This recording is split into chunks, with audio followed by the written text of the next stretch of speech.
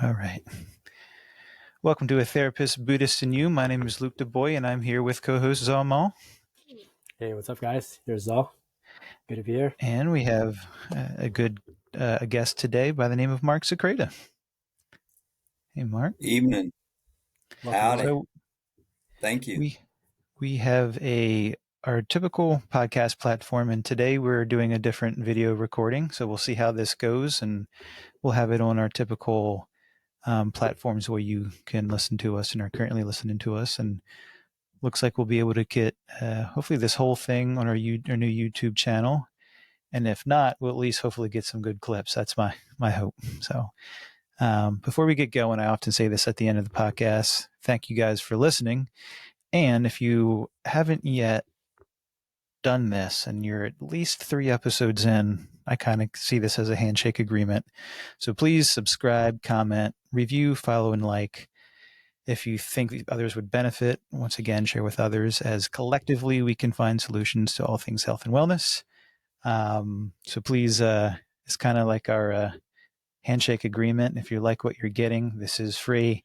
So any type of comment, like, share would certainly go a long way for us.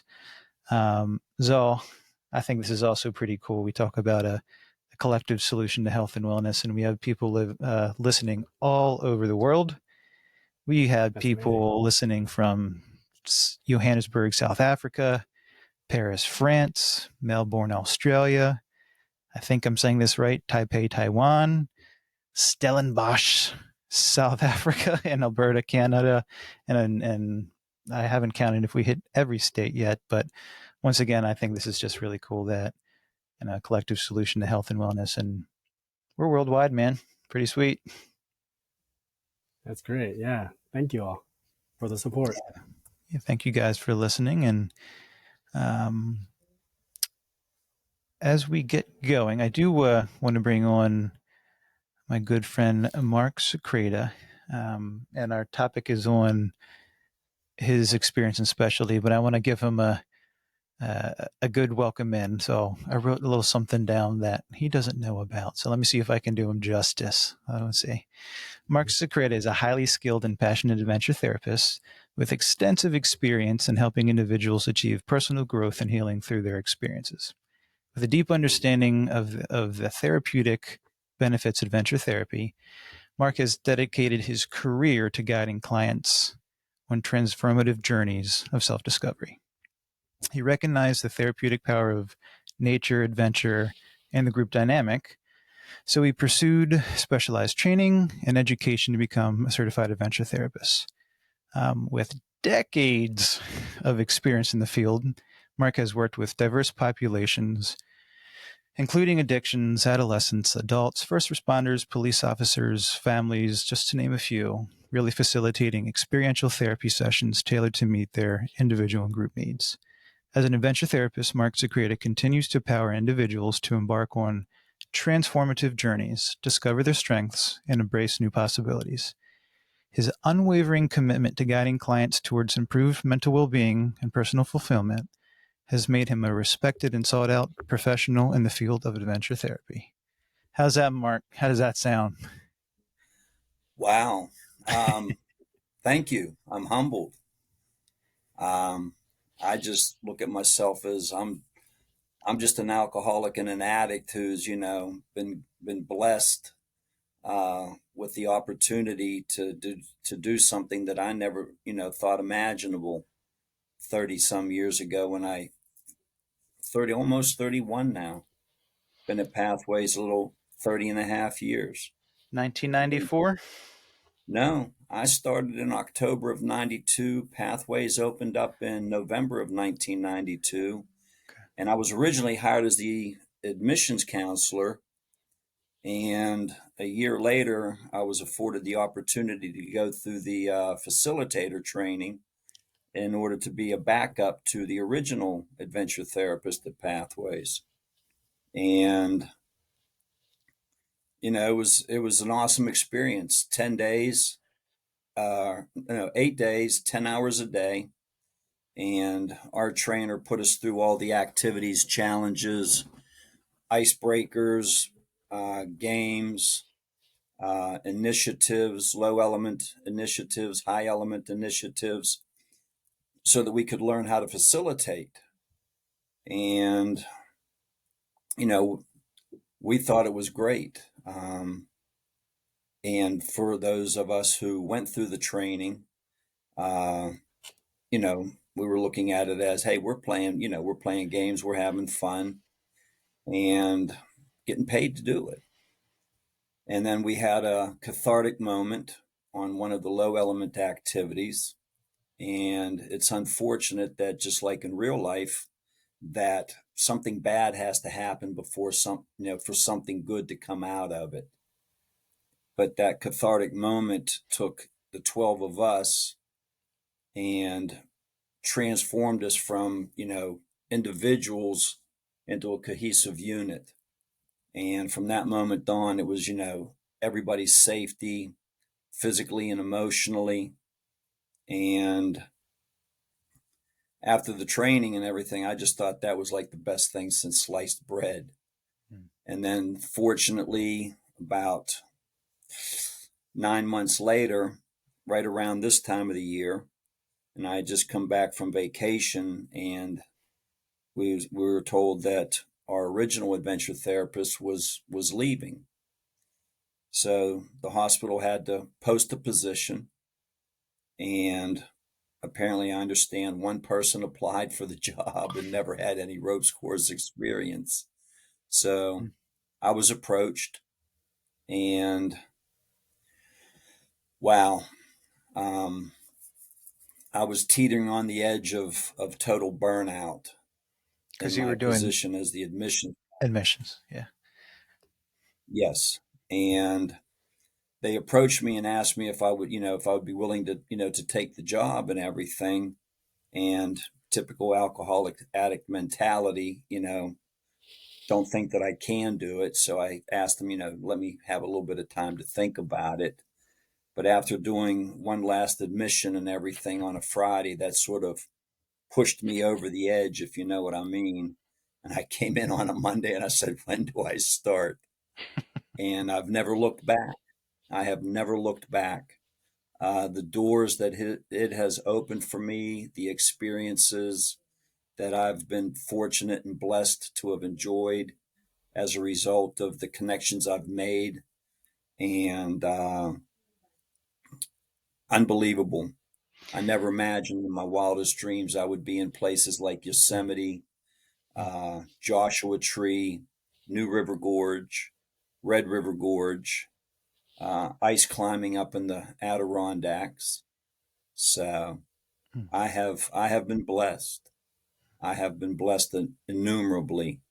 And the fortunate thing is that I can only hope and pray that what I do has an impact on the clientele that I work with. Mm.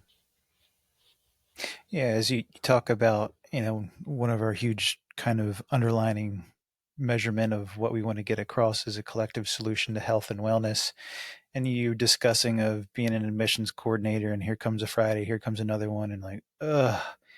And in that group experience, you said you felt that spark, right? The experience. What was that spark that kind of like give you that nudge to go, ooh, I don't know where this journey's taking me, but that experience led you to, like you're saying, this career and these other experiences in your profession, but as also hobbies and these, monuments nationally. The training for for those other staff members, outpatient counselors, inpatient counselors, myself. It was originally just for us to be, trained to be able to facilitate the activities and challenges so that we could be a backup to the original adventure therapist, Lynn. And but during the course of the training and everything, all the activities and the high element and low element challenges that, just pushed us to have to think collectively, to work with each other, to learn how to support each other, learning each other's strengths and weaknesses, and basically, not being afraid to expose ourselves. And then in the last 2 days of the training, we got up into the high element activities, the high multivine, the three line traverse, the catwalk. And for every one of those high element activities, I was always the first one to want to go and everything. And I remember that on the day that we did the power pole activity, which is a 25-foot high pole, about 9 inches in diameter. You have to climb up to the top of it, stand on top of the pole. And originally, the original builders had installed a trapeze that you had to jump out to and try to catch. Excuse me. And our trainer pulled me to the side and she says, "Let somebody else volunteer to go first." I said, "Okay, I can do that." And so she looks at everybody else in the group. She says, "All right, who wants to go first?" And all the 11 staff members said, "Mark can go first." So I was like, "Okay, I don't mind." And then the climbing wall was just the just the epitome of everything, Hmm. and the challenge that it presented, facing your fears, facing your self doubts and everything, and then being able to get up to the top. And then, probably about a year or so after, I had started as the adventure therapist. Um, I called a good friend of mine and I asked him, I says, "Is there something more than just this?" Whoa, what a loaded question that was. So much to do out in the world out there beyond just, a rock climbing wall that I had no idea existed because I had never been exposed to it before. And climbing out in Yosemite, climbing at the base of El Capitan, climbing Half Dome, 40 years ago, if you'd have told me would be doing something like that, I would have said, "Man, what are you smoking? Can I have some of that too?" So it certainly got your passion and your excitement and your juices going. In terms of, we're kind of talking about the adventures in therapy. How do you feel? How clearly, it's not that you fell into this, but you got an opportunity and it was like, man, this was the fit for you.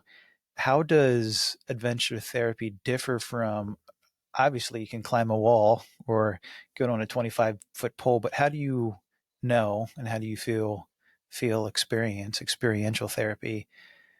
Experiential therapy and adventure therapy differs from your common sit on a couch, sit in a chair, sit in a circle of chairs in a room. How does this differ? What's the power of this type of therapy that just is completely different from other forms? I see in what you had sent me and everything, and I hate to skip ahead. Is that okay? I'll bring That you back if need be. You're what good. what one of the things that I started, was given information about programs such as the Association for Experiential Education, AEE, and would go to trainings with, a good friend of mine who is undoubtedly one of the biggest influences that I had in the field. And the activities and the challenges initially pique, the client's interests and whatnot. And generally, what is this? What does this activity have to do with me getting sober? As compared to, as you said, other types of therapy where, folks can sit and talk. And, all those are all beneficial in their own way. Whereas the adventure therapy program allows folks to be involved and to be engaged, to be stimulated, to be challenged. And, that, here's your objective. Here's where you're going to start. Here's where you need to get to. Here are your tools. Here's your equipment that you're going to need, and figure it out. And it's about people learning how to, and I've learned over the years that I want my patients to make mistakes. And I know that they're going to make mistakes. And it's hopefully that by making said mistakes that they don't continue to repeat said mistakes, so that they learn how to do something different. Because basically, as alcoholics and addicts, what's the definition of insanity? Doing the same thing over and over again and expecting different results. So by being involved in hands-on activities or challenges, it allows our clientele to learn, hopefully to learn from their mistakes, to identify, here's what doesn't work. So what are we going to do different? What can we do different? What changes do we need to make in order to accomplish this task? And once the task is completed, then we sit down and we process the activity. What did you do? What worked? What didn't work? So it offers them the opportunity to be able to look at themselves. What did I do? How did I do it? And then bring it all together and be able to look at themselves in the context of, how is this like I perform out in the real world? How is this, comparable to how I act, amongst my family, my friends, and people that I know? How do I deal with challenges? How do I deal with when things don't work out for me? How do I deal with the frustration? How do I learn how to deal with so many different other personalities? How do I learn how to listen to other people's ideas rather than just thinking, I know everything that I need to do and nobody can tell me any different? And to me, the most powerful part from me experiencing, and for those that, I don't think we've said it yet, and I've got a lot of mentorship under you. Yes, there was the post processing, but the processing when they were experiencing it was, to me, one of the most powerful things. When, as the failure or the troubles began to happen during the activity, that's when you saw how they think, how they feel, how they act, how they react. Yes, from they're internally by themselves, but you're in a group. So you get all those interpersonal relationships Oh, in yeah. action that that you can't hide or filter sitting down in a chair or in front of your therapist or in front of a family member or at lunch. When you're experiencing that thing and then there's failure and it's affecting you and that person, man, that processing to me is the sweet spot of experiential therapy. Oh, very much so. It's the sitting in a group, you can tell people anything that you think that they want to hear. But when you're involved in these activities or challenges, the true nature of your behavior manifests itself. And one of the things that I try to teach, our patients and everything is that, you know, our families have heard all of our BS. They've heard all of our lies, our excuses. And that the one thing that they do pay attention to, and the one thing that a lot of people will, and I hate to use the word judge us by, is our behaviors, how we act, how we carry ourselves. That's what people see. That's what, is a big indicator to other people. How do I conduct myself? How do I deal with, situations? How do I recognize what's within my control? And how do I deal with things that are not in my control?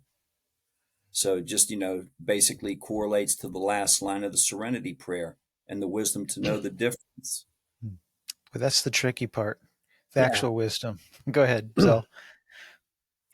Yeah, I was gonna say that I'm learning a lot, and I only have like a conceptual understanding of adventure therapy or experiential therapy through the words, but based on what I'm hearing, it resonates a lot with me, especially from the point of view of like spirituality or just well-being in general, to connect with our true nature, our truest nature.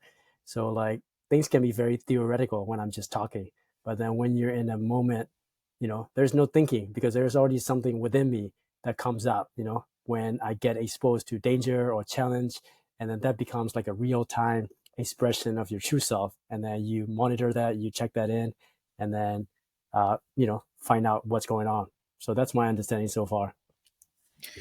As alcoholics and addicts, we don't want to deal with what we feel in here, that those feelings of less than, those feelings of self-doubt, insecurities, and the activities help people to experience that at the moment. That when I have a group and somebody says, well, we want to go outside, we want to, we want to jump off the pole, we want to do this and everything. Or when I get folks that it's their first time. One example is I took a group out to do the high element activity called the leap of faith. And it requires the individual to climb up a tree 35 feet high to stand on a platform. And there's a big red like ball that you use on a dock. And it's on a rope that can be adjusted to pull it in closer or to put it out further in order, for the individual to challenge himself or herself. And I'll never forget this one male client. It was his first time out on the ropes course. And, he was willing to do the activity, but he was standing there and he's like, I don't know about this. And my co-facilitator and I are looking at him as like, what's the issue? And he's like, I don't mind climbing up there and jumping off the platform. That's no problem. But I got to trust these guys because I have three of his peers, three other people that are early in recovery that are standing down there holding the rope that's going to be attached to him. Life's in their hands. Yes. And I'm like, so you're saying that, you can't trust these guys because they're addicts? He's like, yeah. And I said, what's your drug of choice? Yeah. He said, heroin. I said, and every time you go and cop dope, do you ask the dope man, hey, is this stuff US FDA approved? The liquor store salesman's not going to stand there and tell me that when I'm buying a fifth of Jack Daniels, hey, dude, if you keep drinking enough of this, you're going to develop cirrhosis of the liver. You're going to get, elevated liver enzymes. You're going to turn jaundiced in a nice, bright shade of yellow and everything. Liquor store owner's not going to tell me that. Salesman's not going to tell me that. Give me your money and get your stuff and go away. Leave me alone. I'm guessing he didn't all of a sudden. I'm guessing he still had fear because then there was a whole new level of experience of, yeah, I don't trust them, but I still don't want to jump. I hear what you're saying. I get that perspective logically, but am I ready to jump? He got up there, and I love when individuals when I do that activity, and it is very much appropriately named the leap of faith, and that whenever folks have 2 feet on the ground, they're like King Kong, but then mercy, mercy, mercy. As soon as they start climbing, it's like, I don't know, dude. I don't know about this. Is this safe? And I'm like, I'm going to do everything in my power to provide the utmost level of safety for every one of my patients. Safety is one thing that I do not deviate on. If individuals have certain physical limitations, I generally will pull them to the side and say, based upon your medical status, any past surgeries, severe injuries, maybe traumatic brain injuries or anything, I want you to understand that it's nothing personal, but there may be certain activities or challenges that I might not be able to allow you to do because I do not want to put you at risk to exacerbate or make worse a physical limitation that you have to live with for the rest of your life. my activities and challenges are not worth you screwing up your physical health and making things worse for you. Because sometimes, you get people that, because of certain injuries or whatever surgeries that they may have had, eventually end up becoming addicted to their pain medications. Mm-hmm. And that was one of the contributing factors to why they're seeking treatment. Mm-hmm. They're not too happy with it most times, but they at least do appreciate, the fact that, hey, look, my job is to send you out of here on 2 feet, not 8 wheels in a gurney with, 3 or 4 paramedics taking you out Mm-hmm. of here, and you're running the risk of maybe never walking again. Mm-hmm. My activities or challenges are not worth that. I want to go back to the beginning of your group experience, and I'll kind of throw you a little what I want you to discuss about the storming and the forming.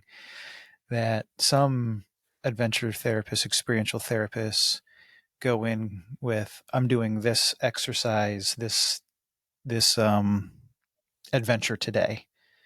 But one of the things that I really got a lot from you in terms of the experience and the power of group therapy, all group therapy, but it really comes to life in adventure and experiential therapy, is you're identifying what the individual needs and what the group needs, and being able to use all those variables. How do you start your group sessions? Because rarely do you go into a day going, we're doing this exact exercise because this is what I want to do. How do you set that up for your clients? I'll do a little backstory here. When I first started doing adventure therapy and, was just all gung ho for it and everything, that's pretty much how I operated. This is what I want, the group to do. This is what I want you to learn. Mm-hmm. And I was working with a group of adolescents doing an activity that, a vast majority of them were getting frustrated, irritated, aggravated, quitting. I'm yelling at them, get back in there, don't quit, don't give up. Um, so I finally sat all the, adolescents down. And that's when, you have those spiritual moments that you don't know are going to happen, but they do. And in retrospect, I can look back at, when the voice of God speaks to you, you just never know whose voice he's going to use. And I had the kids all sit down back in the corner of the gym and everything, and I said, would somebody please tell me what's the problem? And at least, several of the kids finally, spoke up and they said, "You're the problem, Mr. Mark." And I'm like, in my head, I'm thinking, wait a second, I'm the facilitator here. I'm in charge. I know what I'm doing. And one kid said, "No matter what we do, it's never good enough for you." Another kid looked at me and said, "Man, if I want to be yelled and screamed at," he said, "hell, I'll just go home. I get enough of that every day." Mm-hmm. So I had to take a step back. And, I'm so grateful that they told me, because I had to take a step back and I had to look at me. And they were right.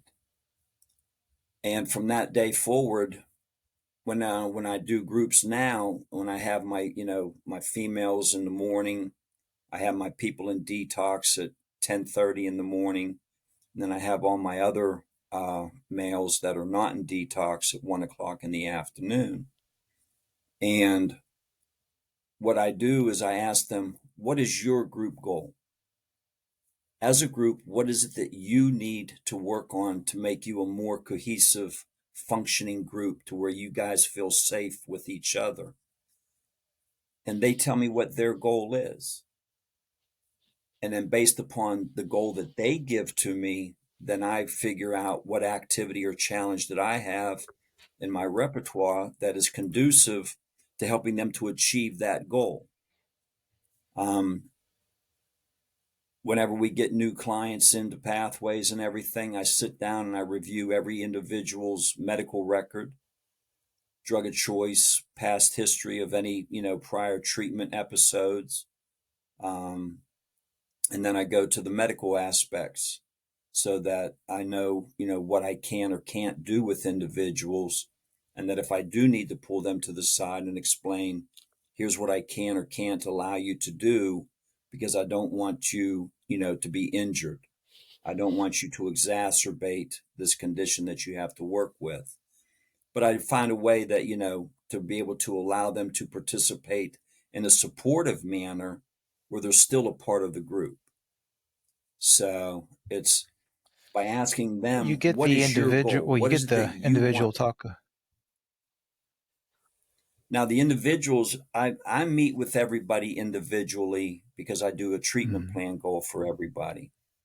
And so and in developing that treatment plan goal, I sit and I ask them, what do you need to work on to change about you? What attitudes, behaviors, way of doing things, way of dealing with things? What do you need to work on to change about you? And then when they give me their feedback or their answer, then I know, okay, how can I incorporate what activities and such that will help, them to be able to address what it is that they feel that they need to work on. And when the group does that, you get the individual see what they feel the group goal is. They begin to look at themselves, ideally. When you're doing the group, the activity, how do you begin to tailor the adventure therapy experience based on the unique needs of that little microcosm of an individual in a group? That's to me that's the magic.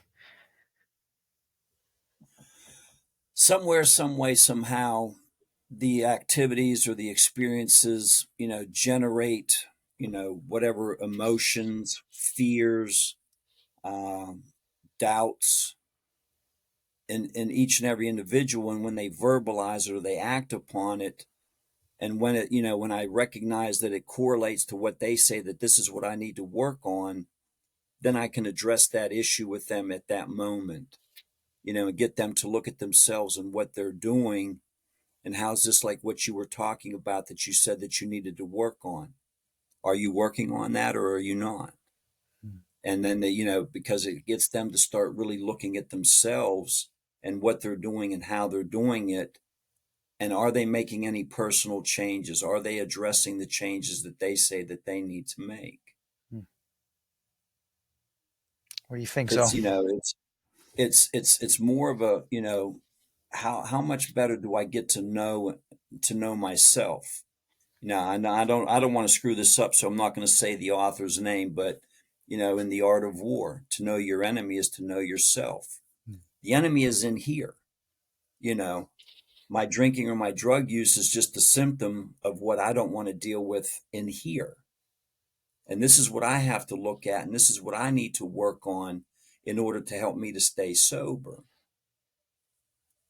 Yeah, that goes back to that idea of staying true to your innermost self in a way, so like as you were talking to, as I'm trying to comprehend adventure therapy, uh, it makes me think about challenges, so like when life gets difficult or when the activities get really difficult, like what motivates you, what gets you going, and then discovering that, what is within you and then going with it, so it makes me think of like we we are in life, we're living life and might as well enjoy it, but then there are some personality within me that enjoys life the most, and I need to discover that, stay true to that, and when that happens, everything is overcomable, that when it gets difficult, I'm like, yeah, but I have this desire, and so other things that motivates, or like how do you discover that in these therapy setting, like to something that truly motivates them to keep going? That motivation has to come from within. And, because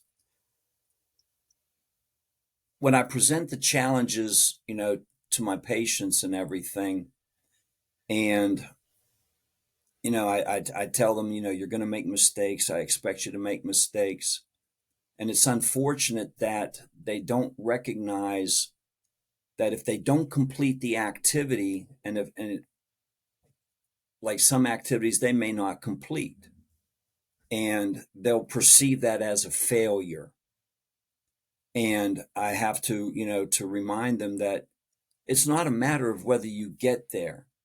That's your destination. That's where you're trying to get to. And in the course of the activities that we do, I'm trying to teach folks that it's not the destination, but it's the journey that we take in order to get to where we want to be. And what is it that we're doing that helps us to get there? What are we doing that doesn't, or that prohibits, or does not allow us to achieve those goals? Is it me? Is it my perceptions? Is it, my emotions that, I just don't know how to deal with? Is it that, I lack, the ability to, to integrate with other people and learn how to ask other people for help because I was raised with the mentality that if I have to ask somebody else for help, that's a sign of weakness, and that especially in recovery, we need the help of other people in recovery, and the activities, the vast majority of these activities, really hammer that home that I need these other people for support. Um, One of the activities I call alien abduction, based upon the little story that I tell at the beginning, in order to kind of get their interest and say, you've been abducted by aliens, you've been taken back to their planet, but their planet is going to implode and their civilization is going to be lost. But they're going to give to you all the knowledge and all the information necessary to save the human race. Only bad thing is they're not taking you back to Earth.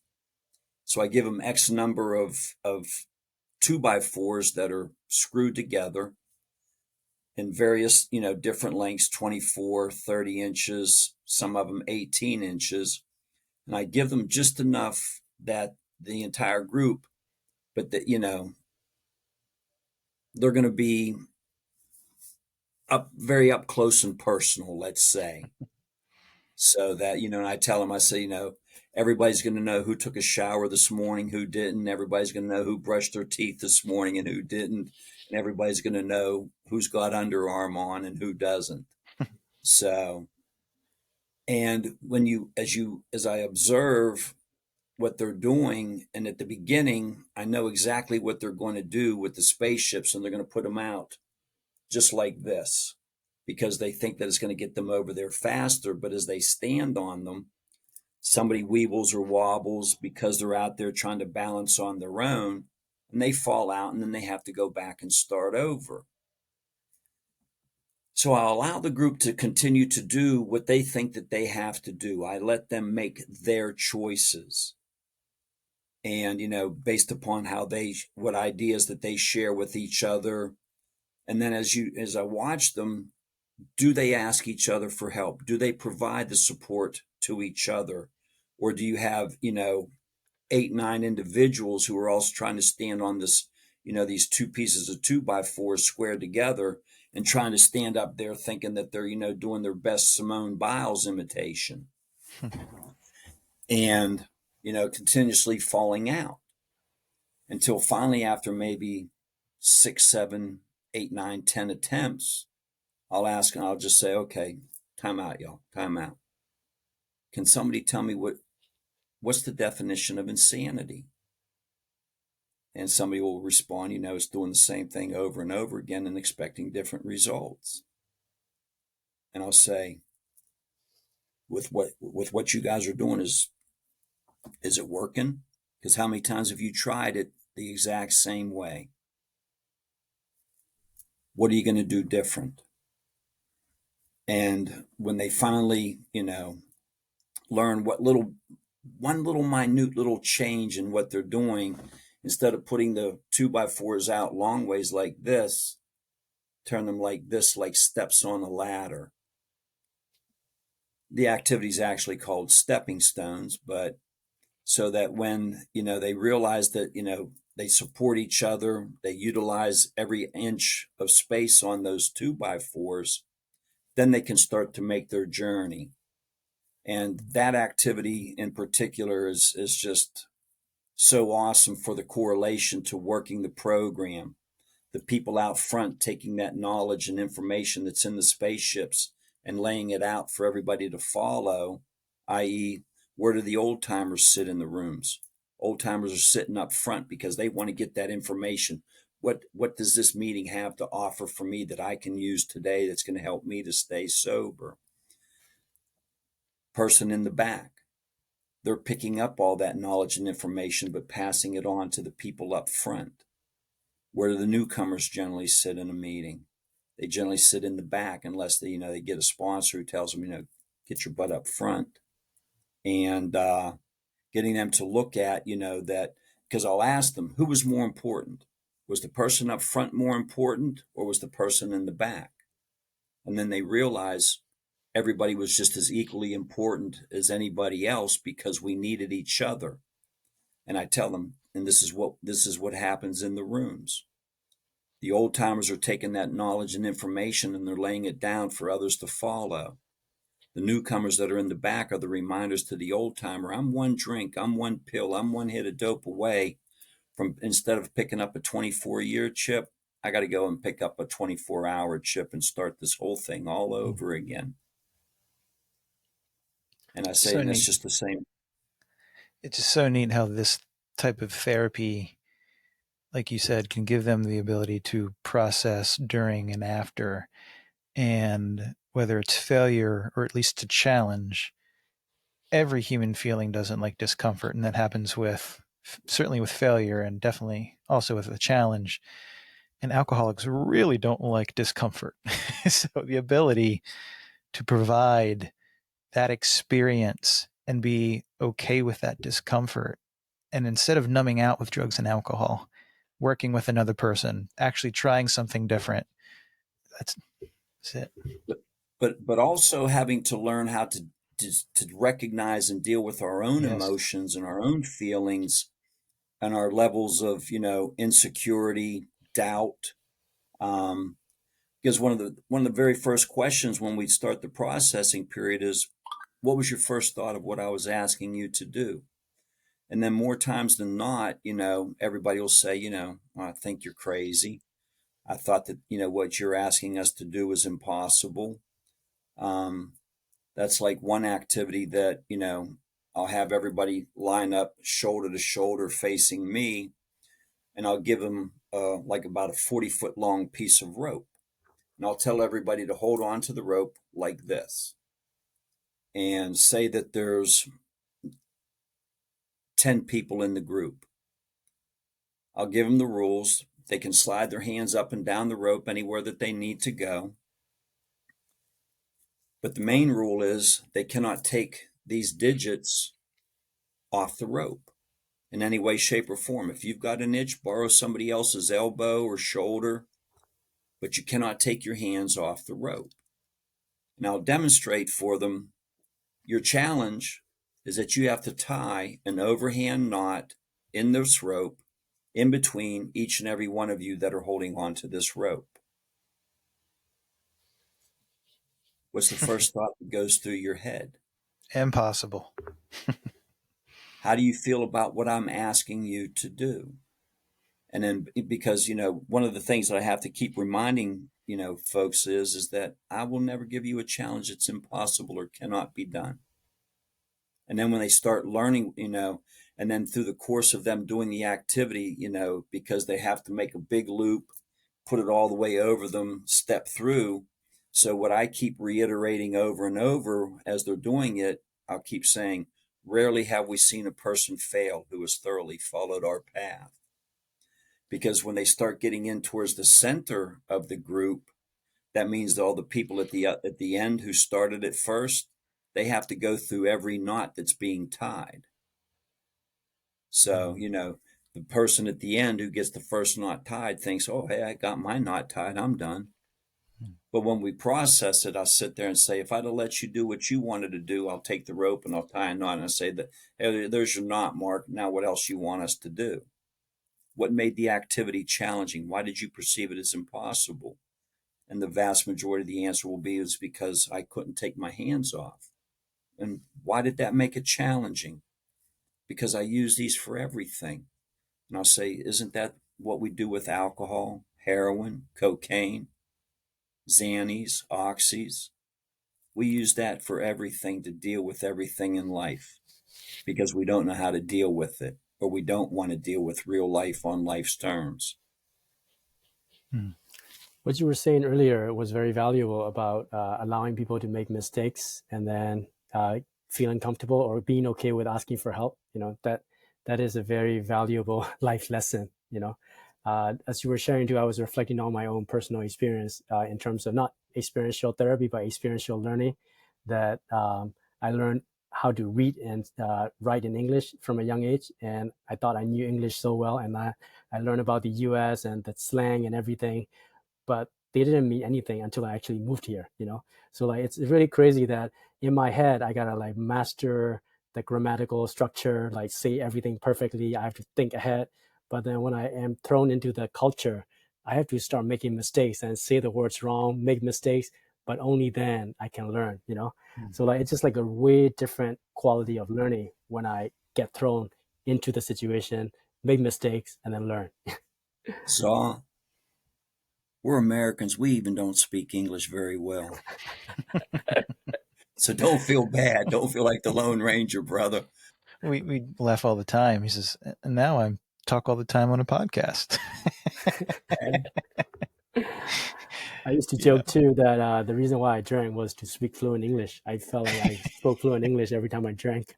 But Lord knows yeah, we're 10 foot tall, able to leap tall buildings and outrun a speeding train when we're all intoxicated now, ain't we? 10 foot tall and bulletproof. Oh So, Lord have Zal, your example of how you best learned English, and Mark, you explaining the power of experiential therapy. There's this Chinese proverb: "Tell me, I forget; show me, I'll remember; involve me, I'll understand." tell me I will forget. Show me I might remember, but involve me and I will understand. And Mhm. that is what adventure therapy, experiential education pretty much is all about. It's offering the individuals the opportunity to be involved and to be a part of something, that, or to get them to do something that they never thought that they could do or they would never allow themselves to do. And one of the things that I tell my patients is my job is to take you out of your comfort zone. And when I get new people come in, I tell them, generally when I sit down to meet with them to do a treatment plan, I sit there and tell them I'm going to irritate you, I'm going to aggravate you, and I'm going to frustrate the hell out of you, and you're going to have a smile on your face while I do it. And it's just like the indoor climbing wall. Everybody when they first come into the gym, I want to do that, I want to climb that, and everything. And I say, well, when you get out of detox and everything, and if the group goal correlates with it, we'll see what happens. They just don't know that when I allow them to climb it, they have to pick one color route, and that they're going to climb that route blindfolded. And they're like, "What? There's no, I'm not. That's the only way you're going to climb it. Sorry." Because I'm basically trying to teach them how to be patient, pay attention, and follow directions. And within about less than 10 minutes, once they get started, and I'm like, right foot 3 o'clock, right hand 1 o'clock, left hand 11 o'clock, left hand 12 o'clock, step up. And then within less than 5 minutes or so, I'm like, all right, take your bandana off. They're taking them and they're like, oh, damn, I'm already up at the top. Uh huh. Yeah. Now, the outdoor wall, no, I won't let them do it blindfolded because even the guys who inspect my course once a year have told me that my outdoor climbing wall is a bitch. The indoor example, so parallel with the steps. You're blindfolded, so there's this level of powerlessness and unmanageability.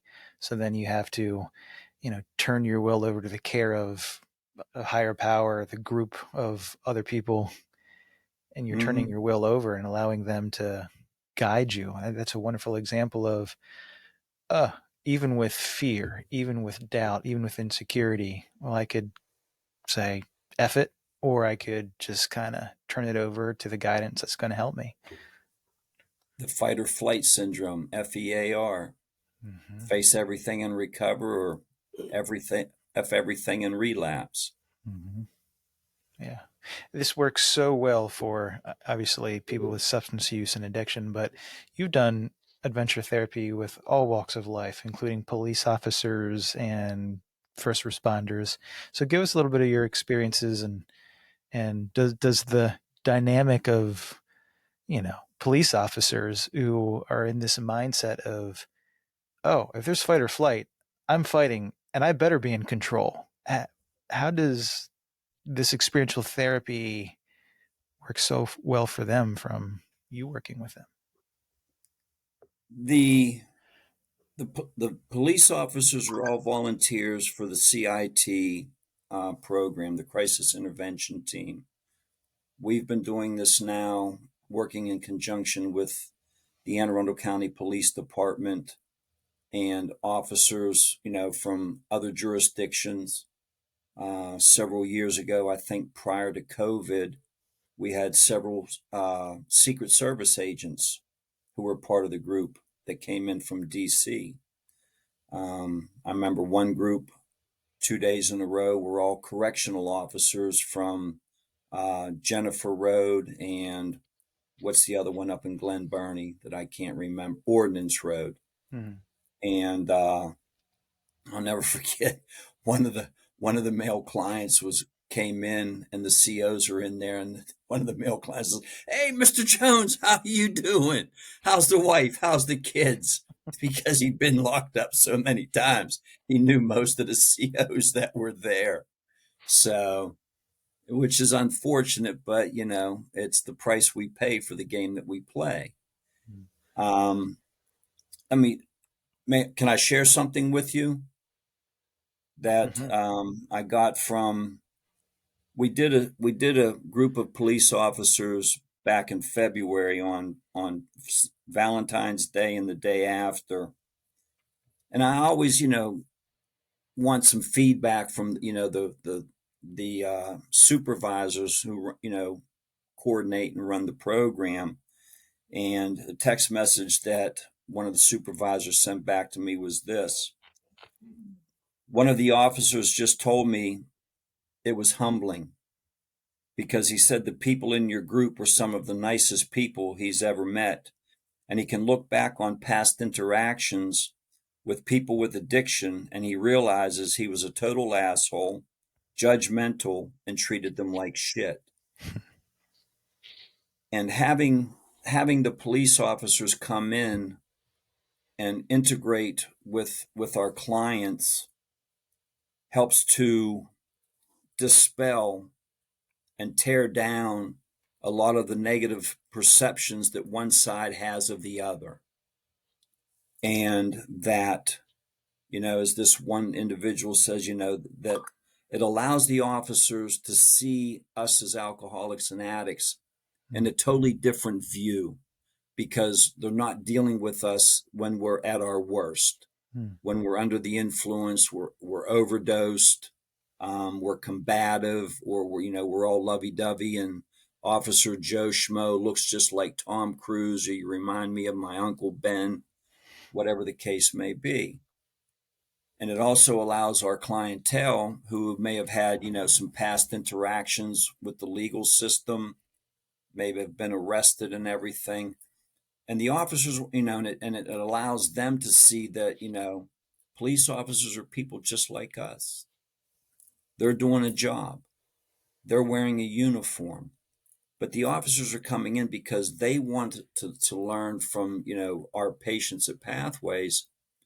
How can we help you? How can we help you to get the help that you need when you need it the most? And, who better to get it from than the source, you know? And so it just breaks down so many negative perceptions that one side has of the other. And by the time, we finish doing whatever activity or challenge that we do, I mean, the officers and the patients are, handshakes and hugs. And Hmm. some of the officers have, even to some people that if we did a high element, that they did it together. I've seen phone numbers exchanged, and when you get out, hey, if you're, need any help or anything, give me a call. Hmm. So it's been extremely impactful and beneficial for both parties involved. I just have the privilege of just being able to facilitate it and talk a lot of trash. Hmm. I think Told the that's a great. officers, I told the officers this morning while they were all signing, I said, what's criminal? I get paid to do this. I think that's a good antidote. Are there any other things that jump out at you that say, this is clearly a measure of effectiveness, that this thing works? You're already giving us that, but highlight some more. I don't know most times, Luke, how effective I am or what I do is, unless I get people that will, that come back, you know, and say, hey, Mark, I just celebrated 4 years. One gentleman did that one day. Um, I'll never forget this one guy that, he would come up from North Carolina once a month to get his 30-day chip, 60-day chip, 90-day chip. And when he came back, to get his 1 year chip, I didn't recognize him because he said, I ride my bike 10 miles every morning, go to work, come home, ride my bike another 15 miles, shower, and then go to my home group. And the transformation, the physiological transformation, was such that the only way I could recognize him is that when he told me his name, and the only thing I could recognize was that North Carolina drawl. And so, and I tell, and I try to, to share that experience with the people that are at Pathways now when we do, the minefield activity. In that, are you willing to make that level of commitment to your recovery as what this individual did? That once a month he would come up from North Carolina to Annapolis Hmm. to help celebrate, every 30-day increment of his sobriety. Um, I remember standing in line at Home Depot, and I was looking at something, and the next thing I know is I got this great big hand coming up, and this gentleman saying, "You owe me one of these." Hmm. I said, "Owe you what?" He said, "A handshake. You told me when I got 1 year, then I could get a handshake." I said, "Where's your 1 year chip?" Lord knows he pulled it out of his pocket, got his handshake. Hmm. It's powerful. So, It's powerful. Well, we're already coming up on an hour. Is all anything on your mind? This is great. Yeah, I learned a lot and I related a lot from my own personal experience too. There's that concept of direct experience in meditation in our tradition, that it's not about theoretically meditating on cushion and then living life differently in the daily life, but it's more about what is actually happening in the direct experience moment. And there's also this concept of inner knowing, so that describes everything that you have shared with your setting, that you see people and they have that direct experience of what's happening, and there's already trust within them, and they gotta discover it, and then that truly and the true transformation happens as they get tap into it.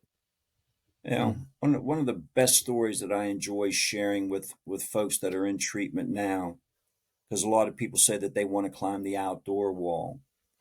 And I tell them about a female client, probably about 10 years or so ago, who wanted to climb that wall like she wanted a heartbeat. And I can't remember if it was the day before she left or the day that she discharged, but I gave her opportunity. So she's climbing and everything, and she gets to a certain point, and I hear, "Oh shit!" And I'm like, "Well, what's the matter?" She said, "I broke a nail." I looked up at her. I said, "Seriously?" She said, "You know what? To hell with it." She sat up there, put her feet against the wall, and a $75 fake fingernail job. She bit every one of them off, spit them down to the ground, and I mean, she busted her tail. She busted her tail, but she made it to the top of that 45-foot high climbing wall. And when she discharged, she put 7 years of continuous sobriety under her belt after she discharged. Oh, That's So awesome. it's that type of, what do you have in you that you can draw upon to accomplish what you want to accomplish? And I hope that, what I do with the patients on, in adventure therapy helps folks to find that within themselves, that they can do more than what they allow themselves to do up here, because everything up here is based upon that fear, self-doubt, insecurities, lack of trust. that's So beautiful. Yeah. I used to do this loving kindness prayer, which is may I be happy. But lately I've been saying, may I find true happiness. And that's exactly what you just said, is that when I am truly happy, when I discover from within, it doesn't take away anything from anybody else. It comes from within, that I prefer genuine happiness and genuine enjoyment. Hmm. I had one lady who had a very traumatic childhood experience with heights, and we were doing the power pole, Luke. And when we got out to Can you to tell them do, the nickname you have for the power pole, by the way? well, it was originally called the pamper pole, if you know what pampers are for. All right, go ahead.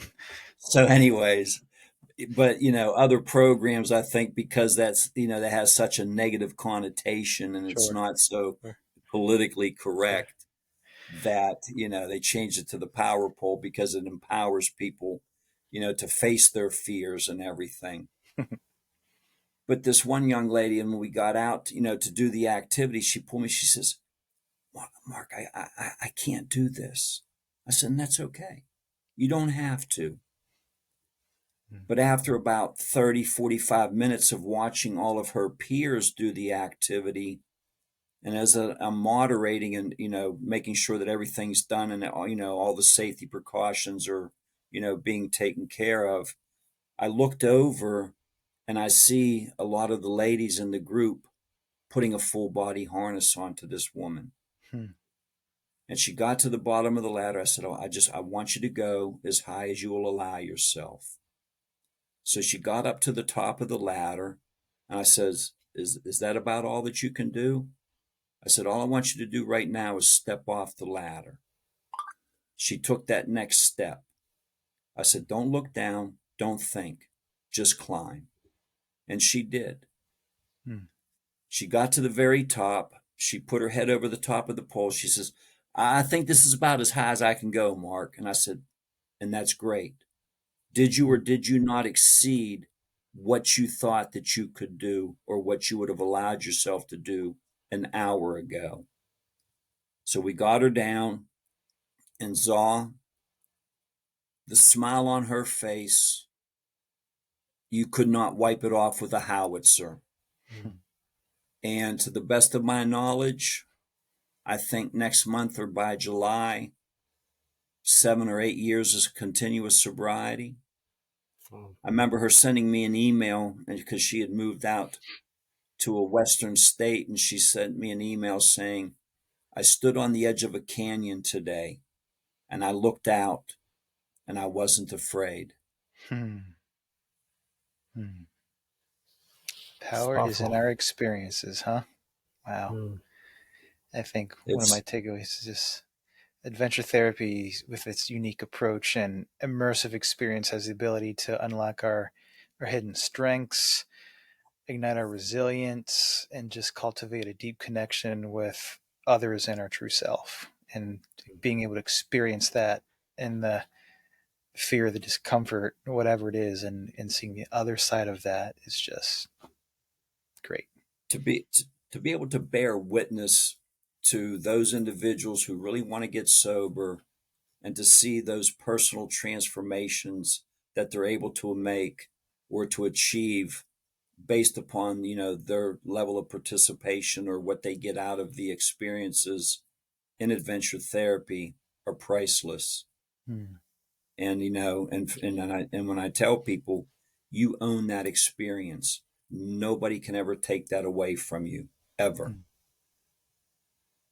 And I do want to say that working with Mark, God, 6, 7, 8 years, I don't remember how long it was, but it was my realization and a direct result of your mentorship and experiential therapy that there's no paycheck that can put the price. There's no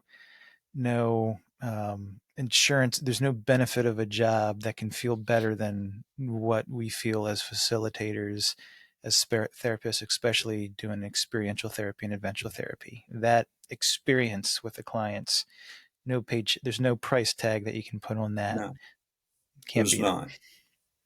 Yeah. And when, you know, never forget, one guy called me up. I answer the phone. Mark speaking. Mark? I was like, yeah, this is so and so. I said, how you doing? You son of a bitch.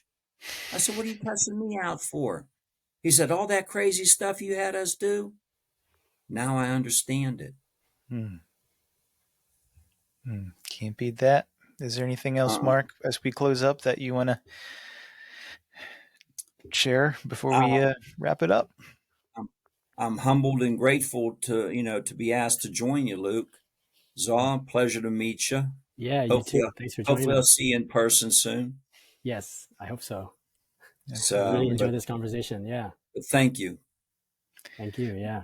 Well, thank you, Mark, for sharing your wisdom, humor, and passion with us. And thank you, listeners, for joining us on this adventure.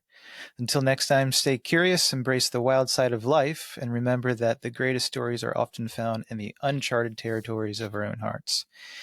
If you think others would benefit from the podcast episode, share with others as collectively we can find a solution to all things health and wellness. My name's Luke. And here's Saul. Thank you all for listening. And we'll see you next time.